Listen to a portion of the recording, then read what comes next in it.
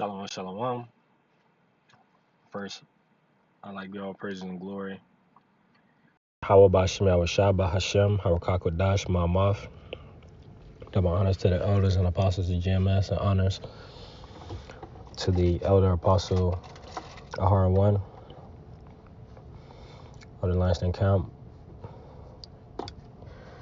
and honors to the elders of GMS as well.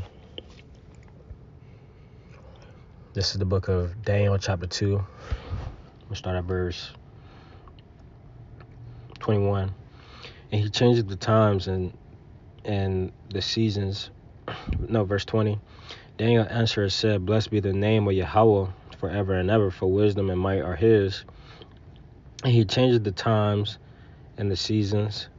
He removeth kings and set above kings. He giveth wisdom unto the wise and knowledge to them that know understanding. So I brought this out because I was having a conversation this week with a couple of coworkers of mine, and the topic of history came up. and being in this truth, you know a lot of history, at least history pertaining to the scriptures, and even if you want to dive into extracurriculars as far as like anything outside of the truth as well, that still surrounds it.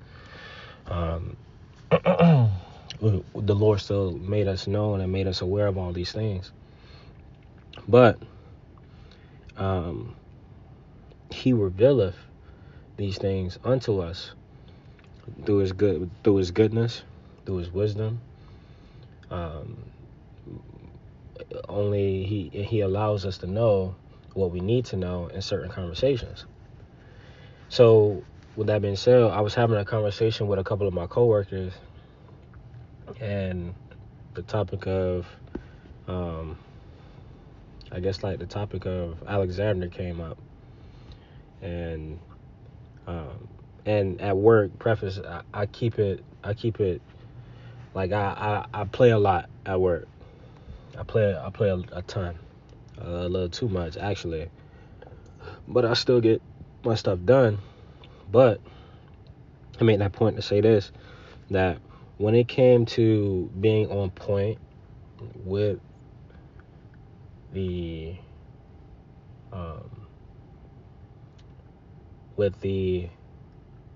conciseness of, or being concise on the date, on what I was referring to, really shocked them, or it shocked that individual that I was speaking with, simply because on how accurate it was. And that goes to show that you can learn something, even if you learn it years and years ago, or if you learn it when you first came into the truth, or you may touch on it once every couple of years or so. But either way it goes, that same conversation, that same knowledge that you have that was bestowed upon you by Yahweh Bashim Yahushua, it allows you to bring it up in further conversation, right?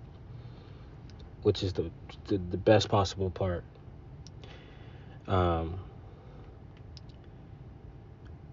Because he revealeth these things unto us.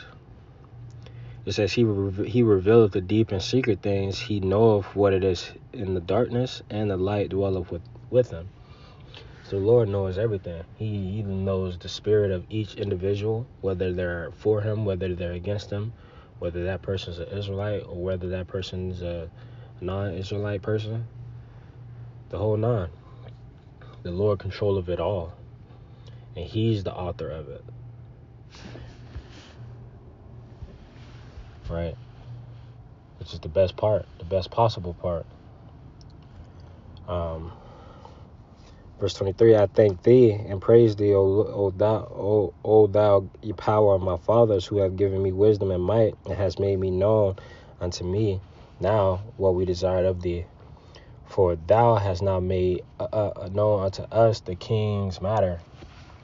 So this going into the rest of the story, but I wanted to grab that on the importance of how the Lord giveth and he bestoweth and he until his chosen, and how it can be used in situations in the future, because we're gonna need this in the future. We learn it now to learn in the future and be concise with it, because you never know where a conversation may end up. Because I certainly thought, not me waking up and going to work that specific day, I didn't think that I was going to school him on some history that day. I didn't think that I was going to show him that I actually know what the hell I'm talking about. I didn't know that was going to happen. But what that does is this right here.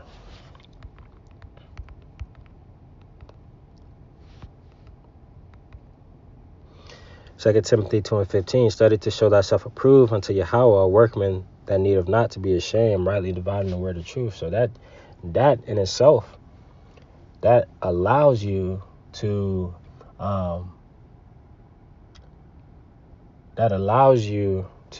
rightly divide the word of truth. So in conversation, you're able to do things like quote specific pinpoints in history to build on the point or expound on the point, or even if you just want to go into the rabbit hole of talking about kings or something, who knows, that all that helps. It helps out greatly, and that also helps sift out the BS from what Esau wants people to think.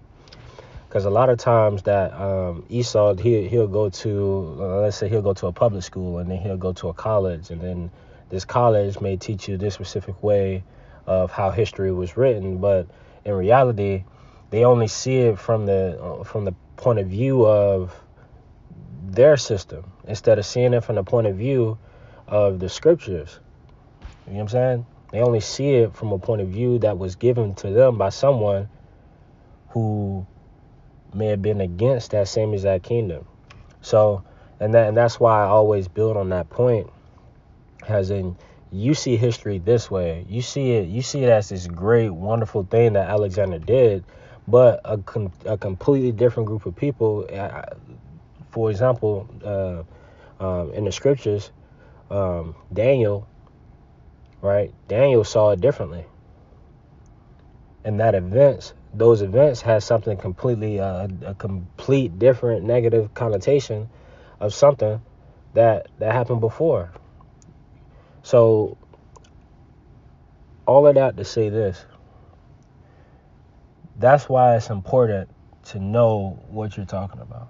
That and it really helped me to realize that'll help you in other aspects of life as well. But I just wanted to go ahead and bring that out. I'm about to hop into camp.